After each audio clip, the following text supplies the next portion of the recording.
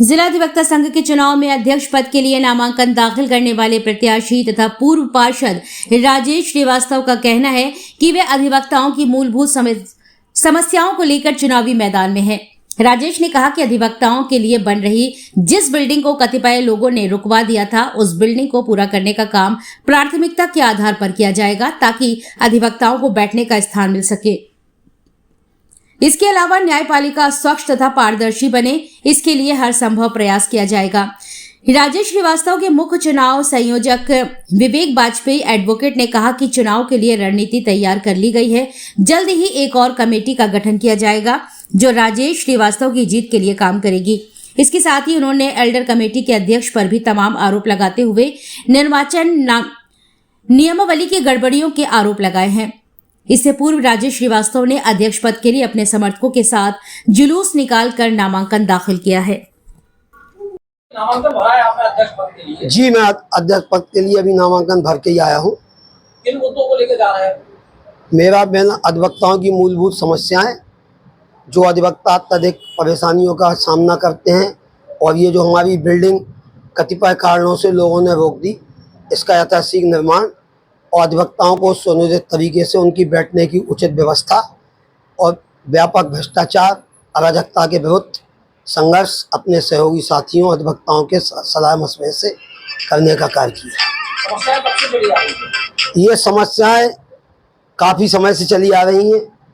इसमें तमाम समय से, जब से ये कुछ ऐसे अधिवक्ता आने लगे जो न्यायपालिका को दबाव में लेके गलत काम कराने का प्रयास करते हैं और अधिवक्ताओं को शोषण करते हैं, और ये समस्याएं चैम्बर वाली समस्या कुछ कतिपय अधिवक्ताओं ने की, नहीं तो अभी तक वो चैम्बर बन जाते और सारे अधिवक्ता सुनियोजित तरीके से बैठने लगते। क्या लगता है कि इससे पहले जितनी भी कमेटियां बनी है इलाहाबाद समिति, उन्होंने कोई काम नहीं किया? अब इस बारे में व्यक्तिगत मुझे काम नहीं किया, तभी उनके प्रति आक्रोश है। और ये बार बार सब चुनाव लड़ते हैं, पेशेवर चुनाव वाले हैं, अपने हिस्साते हैं। अधिवक्ताओं के लिए कल्याणकारी कार्य मेरे हिसाब से कोई नहीं किए। पार्षद के रूप में आप रहे हैं, तो उस पद्धति को अपनाएंगे या वकीलों वाली पद्धति? नहीं, अधिवक्ताओं के समस्याओं में अधिवक्ताओं की बात करेंगे। पार्षद तो हमारा एक भूतकाल था, वो भी मैंने पूरी ईमानदारी निष्ठा से अपना कार्यकाल किया।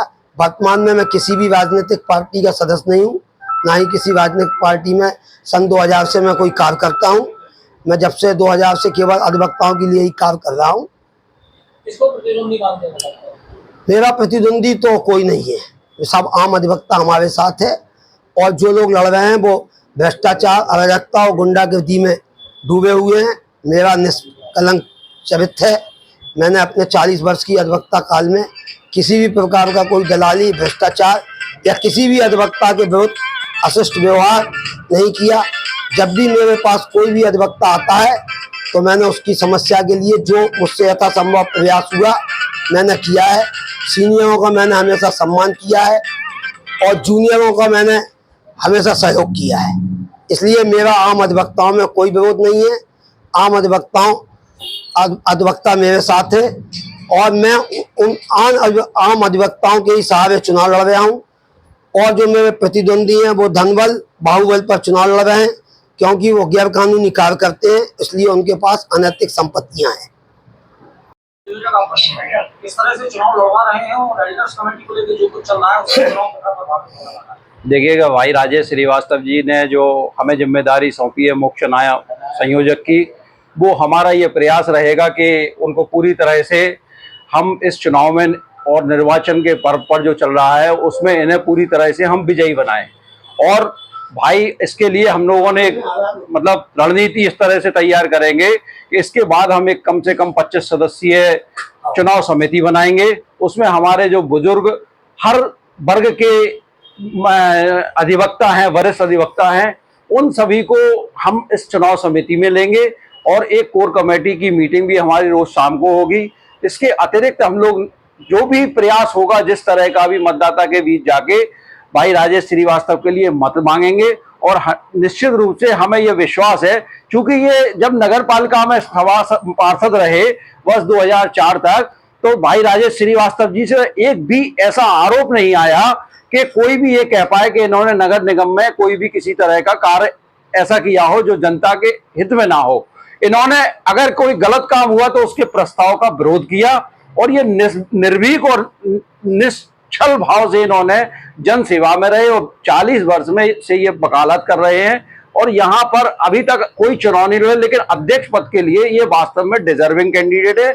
इसलिए हमने इनकी ये जिम्मेदारी लेने के लिए तैयार भी हो गए और हमारी पूरी टीम, चाहे वो राकेश टंडन हो, चाहे मुकेश अग्रवाल जी हो, या हमारे याकूब भाई हो, या संतोष दोहरे हो, या और भी तमाम वरिष्ठ अधिवक्ता हैं, चाहे सुरेश भार्गव जी हो, कन्हैया लाल जी हो हमारे, या और भी जो भी मतलब अधिवक्ता हैं सम्मानित, वो सब इनके बादरी शरण नायक, सभी लोग इनके लिए खुल के आएंगे और सभी लोग इनके चुनाव में समर्थन करेंगे।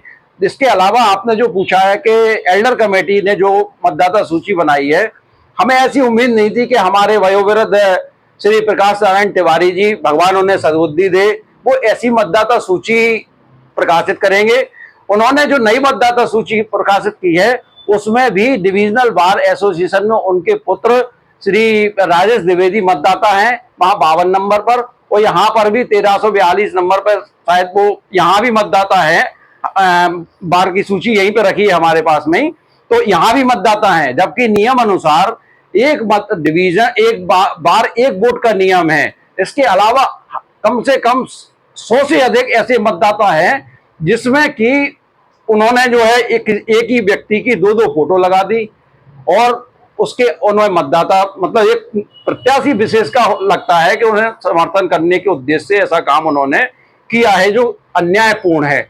हम सभी लोग चुनाव चाहते हैं, नियमित समय पे चाहते हैं, लेकिन हम लोग ये भी उम्मीद करते हैं कि जो भी चुनाव हो रहा है वो निष्पक्ष, निश्चल और शांतिपूर्ण चुनाव हो। इसके साथ ही जो है उन्होंने जो सीओपी नंबर से आप लोगों के माध्यम से प्रकाशित करवाया है कि मतदान जो होगा वो सीओपी नंबर से होगा। सैकड़ों मतदाताओं के मतदान जो आईडी है, हमारी जो एडवोकेट ऑन सीओपी की वेबसाइट है bar council of Uttar Pradesh द्वारा जारी, उस पर डालने पर वो मतदाता आ ही नहीं रहे हैं, तो वो ये कैसे करा लेंगे, इसको जो है उन्होंने कोई उसकी आपत्ति भी दी है हमारे जिला अधिवक्ता संघ के अध्यक्ष श्री चंद्रशेखर शुक्ला जी ने और सचिव श्री केपी श्रीवास्तव जी ने कल इसकी आपत्ति भी दी है, लेकिन उनसे नकल भी मांगी है कि निस्तारण करें।